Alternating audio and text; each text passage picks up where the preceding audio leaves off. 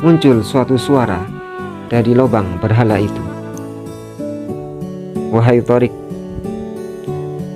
telah diutus Nabi yang jujur. Ia datang membawa wahyu dari Allah yang maha perkasa. Sama seperti Isom, Tariq membatalkan kurbannya dan berlari keluar dari tempat berhala tersebut sambil berteriak gembira, mengabarkan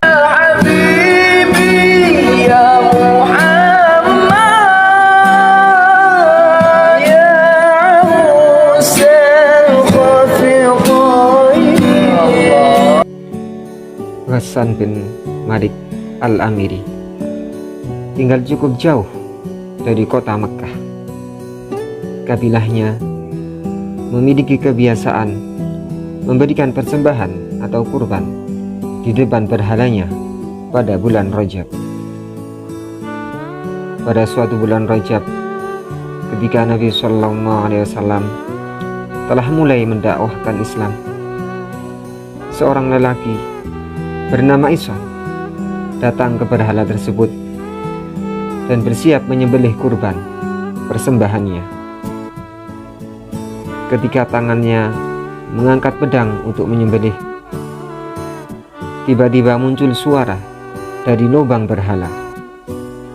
Wahai Isom, telah datang Islam. Berhala tak lagi berguna. Darah akan terlindungi dan kekerabatan akan tersambung. Kebenaran akan segera tampak. Wassalam. Memang sebelumnya telah santer tersiar kabar, khususnya dari para pendeta Yahudi dan Nasrani, bahwa akan segera muncul seorang nabi dan rasul akhir zaman.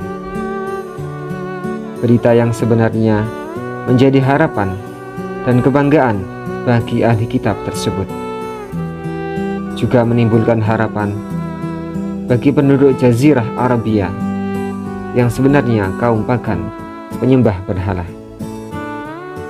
Kaum ahli kitab ini merasa derajatnya lebih tinggi dari penduduk Arab karena mereka merasa memiliki keterkaitan dengan wahyu, dengan kitab suci yang mereka jadikan pegangan bagi agama mereka. Sejenak Isom tertegun. Kemudian ia membatalkan persembahannya sambil berteriak gembira kepada kaumnya bahwa Rasul yang dinanti-nantikan tersebut telah datang. Ghassan yang sebenarnya pemilik dan pengelola berhala tersebut ikut gembira dengan kabar tersebut. Tetapi itu belum menguatkannya, karena ia tidak melihat sendiri peristiwa yang dialami Isom. Beberapa hari kemudian, masih di bulan Rajab yang sama, seseorang bernama Tariq datang untuk melakukan persembahan. Sama seperti Isom, ketika tangannya siap menyembelih kurban di depan berhala tersebut, muncul suatu suara dari lubang berhala itu. Wahai Tariq, telah diutus Nabi yang jujur. Ia datang membawa wahyu dari Allah yang maha perkasa. Sama seperti Isom, Tariq membatalkan kurbannya dan berlari keluar dari tempat berhala tersebut sambil berteriak gembira, mengabarkan kehadiran Nabi dan Rasul akhir zaman. Peristiwa Tariq tersebut makin menguatkan kabar yang disampaikan oleh Isom sebelumnya, dan Nabi SAW makin jadi pembicaraan di daerah yang jauh dari Mekkah ini. Hanya saja kalau di Mekkah beliau banyak menerima penolakan, di sini beliau menjadi idola, harapan, dan penerimaan. 3 hari setelah peristiwa Tariq, Ghassan bin Malik yang merupakan salah satu pemuka kabilahnya berniat melakukan kurban di depan berhalanya. peristiwa Isom dan Thorik berulang. Bahkan suara tersebut lebih tegas dan lantang keluar dari lubang berhala. Wahai Ghassan bin Malik, telah datang kebenaran dari seorang nabi dari Bani Hashim di Tihamah. Keselamatan bagi yang mendukungnya, penyesalan bagi yang mencelanya. Dia memberi petunjuk dan mengajak kepada kebaikan hingga hari kiamat. Setelah itu, berhala tersebut terangkat dan roboh tengkurap di depan Ghassan. Tidak adalah alasan lagi bagi Ghassan untuk tidak percaya akan hadirnya seorang Rasul. Apalagi kali ini jelas ditunjukkan kabilah dan tempatnya ia dibangkitkan.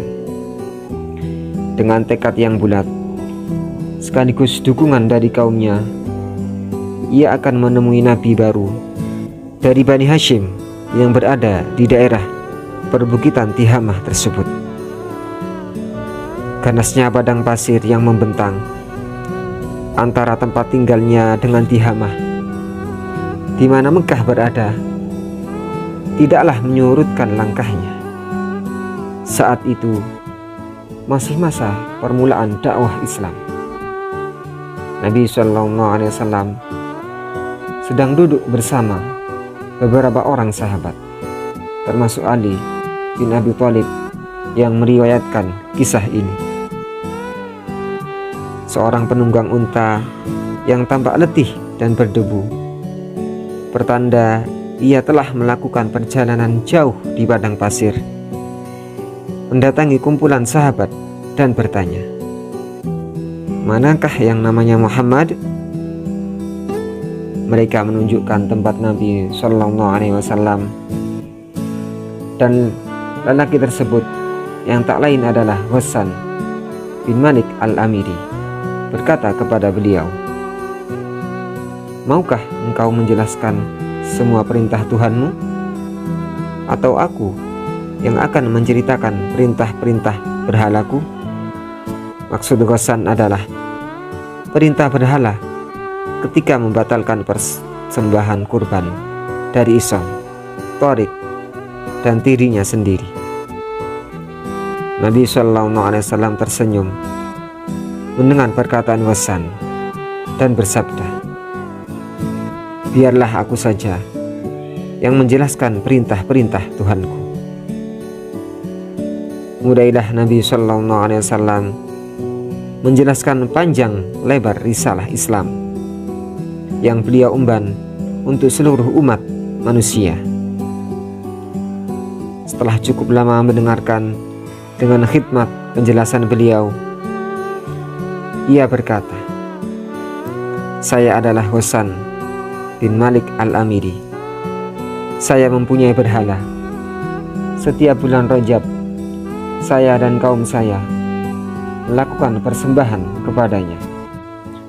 Kemudian Ghassan menceritakan dengan terperinci peristiwa yang terjadi dengan berhalanya akhir-akhir ini, pengalaman Isom, Thorik, atau juga pengalamannya sendiri, sehingga berhala itu roboh dengan sendirinya. Setelah Ghassan selesai menceritakan kisahnya, Nabi SAW bertakbir. Para sahabat ikut bertakbir pula. Ghassan mengucap syahadat untuk memeluk Islam. Kemudian ia meminta izin Nabi SAW untuk melantunkan syair, dan beliau mengizinkannya. Ghassan melantunkan syairnya, "Kupacu langkah untuk sebuah pencarian dengan gundah gulana di dalam negeri yang berpasir, hanya untuk mendukung manusia pemimpin. Kuikat sebuah tali, talimu dalam taliku. Aku ikrarkan Allah Tuhan yang Maha Benar, yang Esa, inilah agamaku, terompahku bersama langkahku. Maha benar, Yang Esa, inilah agamaku, terompahku bersama langkahku. Allahumma sholli ala Muhammad.